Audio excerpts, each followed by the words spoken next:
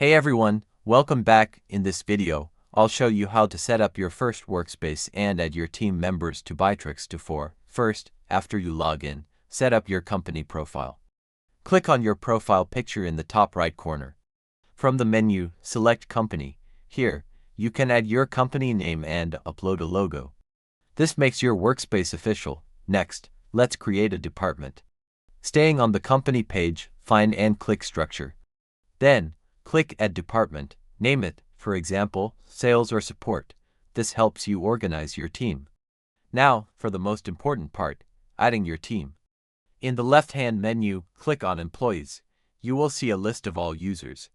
To add someone new, click the Invite Employees button. A window will pop up. Enter your teammate's email address. You can also choose their department and role. Then, click Invite. They will receive an email to join your Bitrix24 workspace. And that's it. You've personalized your workspace and invited your first team members. If this helped you get started, please like and subscribe for more Bitrix24 tips. See you in the next one.